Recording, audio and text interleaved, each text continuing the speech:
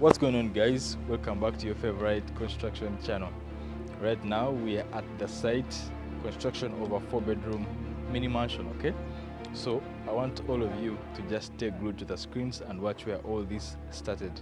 If you're new to this channel, please hit the like button, hit the subscribe button, and make sure you stick your eyes to this channel until you have everything you need to know about construction.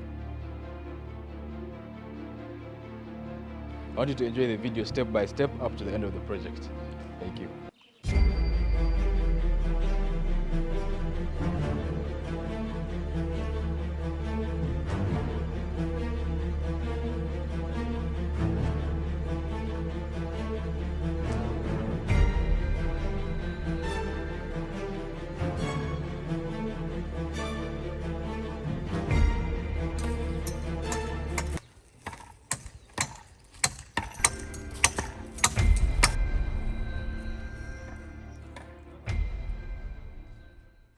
Welcome back to your favorite construction channel. Okay, so today I just thought I should show you around one of these sites that we are handling, and of course after that I'll literally take you through the design, but I want you to first have a feel of how the site is, then I'll show you how the design is. Okay, I believe you'll have a thing or two to learn from. Okay, so basically I'm just going to give you a rough tour of the site. As you can see, this plot is a bit slightly bigger than 50 by 100, but this is actually a 4-bedroom house.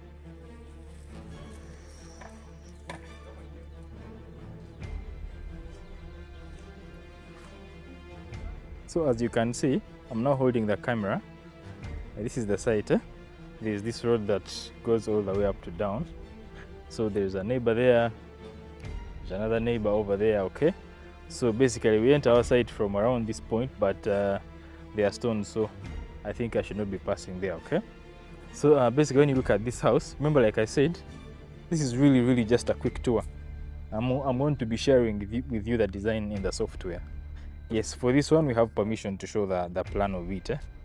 Yeah, I know there are a lot of people that like copying plans. If you are lucky enough, you can copy this plan, but it might not fit on your plot. Yeah, so anyway, this, as you see here, there's a pillar here, there's another pillar there. This is going to be the parking for 2 cars. In length, I think it's about, in length between that pillar and this one is about 5.8 meters. You should be able to park 2 cars. Okay, so we are assuming that there is a door here that exceeds that passes from this immediate back of the house to the extreme back of the house where all those things can be done. Okay, but looking at the design in general, it's really just a mix of a lot of things. First of all, the height of this house is going to be about 3.5 meters, which is a little much higher than the conventional height of the houses, which are usually about 3 meters or 2.9, 3 meters, 3.1 meters at the max.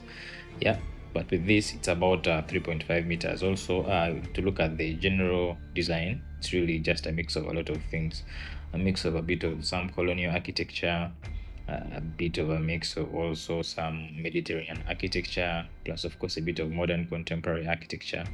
Just a lot of things really going on, but something that is trying to mimic the past and yet modern in this sense. Okay, so looking at the iron sheets, we are basically going to consider just the iron sheets that actually mimic roof tiles, that actually mimic the mategula.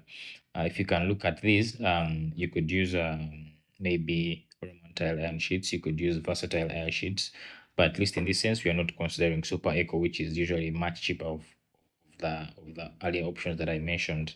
Okay, we are going to look at the costs of everything, but before we go into that, I would also like us to look at the planning of the interior spaces and how they have been done, so that when we are talking about the costs, we can easily understand what exactly we are talking about.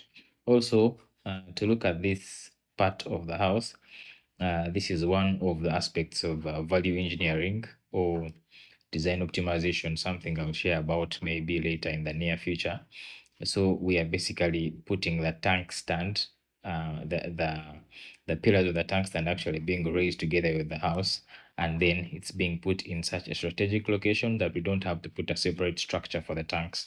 This might not apply to every design, but on this one, it really does a good job. It saves a lot on space on the outside, and also saves a bit. It saves a bit of costs. Okay, when you're putting a separate tank stand, you have to make it a bit much more stronger than when it's being held together by these walling works all around it. Okay. Anyway, that's a bit of another topic that we can explore another day. But for now, I would like us to just look at a 3D sense of it. If I would just cut through here, then you look at it all through here. We have a living room, we have a kitchen, we have the bedrooms here and all that. But let me show it to you in the floor plan sense so that you can make more sense of it. Okay. So looking at it, first, okay, this, like I said, was the parking. And so we have an access of the house being at this point. So you literally have to enter through this as the living area. Okay. And if you'd also be more keen, this whole wall is actually going to be the TV wall. Okay. So you have the TV running along that wall, and you have your sofa seated all in this arrangement that you can choose, of course, by yourself. And then from there, you can go to the dining space. We can pass through here and enter the dining space. Now, if you to look at this arrangement, it has put in a lot of considerations that we have a large door that is spanning from all the way here. We have another large window like you saw in the 3D that is spanning on that direction. Then we have another window here. Then we have another door here. Then we have another window here. So there's really a lot of light and air circulation and natural light that is all going around in that very space like I've just circled for you. Okay. So when you look at everything now, this one is kind of a breakfast table, breakfast desk where you can have your breakfast meals and all that. Then the kitchen also has a worktop or an island.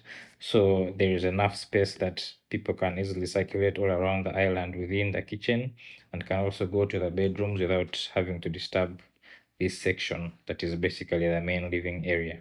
Okay. I'll just rub those so that we can have, like I said before, we have this being the kitchen island. We have these spaces being used for circulation.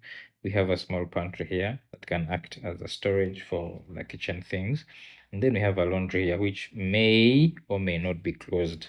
That's really depending on you. Then also, this is a bit different from the conventional designs that we usually have here in Uganda, where you just literally usually have a very small door that exits to the back of the house. In this sense, we have a door that is actually as long as 2.2 meters, 2.2 or 2.5 meters, okay? That leads to the rear balcony, which is also as huge, like I showed you in the 3D, that can even be big enough to actually have an 8-seater dining table. Then anyway, as we go to the bedroom sections, we have this bedroom and we have this bedroom. All of them are sharing this bathroom. Okay. Then when you go to the master's bedroom, you have this closet space all the way here.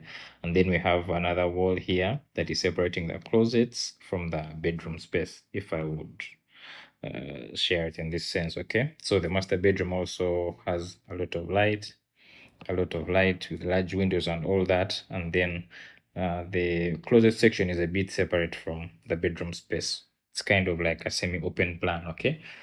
It's like a disguised walk-in closet in that sense. Okay. But anyway, as you enter to the master's bedroom from this point, there's also a bathroom here, which has a space for a wash and basin.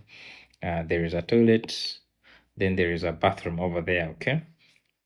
And then in this sense, there is this bedroom and this one, which are sharing this. And then there's this, which in this case might be or might not be the visitor's bedroom, which is actually self-contained, as you can see. Okay. It has a bathroom that is just enough. And then the window is actually facing towards the back. Okay. As you can see, the back, like I showed you again, this is basically some chilling space. We have an outside kitchen. We have a store here that you can access through the kitchen. Or of course, other arrangements can happen. Then we have an incinerator, a place where you can easily burn rubbish because there's no pit latrine here. Or you can also throw things like sanitary pads, burn them from there without necessarily having to collect them along with the regular rubbish. Okay. So basically that's it. You look at the compound, it's really not as big just small enough to have whatever you want in there. Okay. Then the other arrangement that is to be thought of, one that we can think of, is that when you look at this hedge here, we might not exactly have a curbstone here. We might have just the grass flashing together, the flow of the grass flashing together with that of the paved way, so that even cars can actually run over here and park in this space here, in case you have a lot of cars to park. Of course, there's still a bit of some space outside for the road reserve where cars can park along this boundary wall. I wish I could show you better than this. Okay. But anyway, I think that's it for now for the plan. So now we are going to head right. If you look at the 3D, nothing much else really to discuss about that. I think we can now head right into the bills of quantities.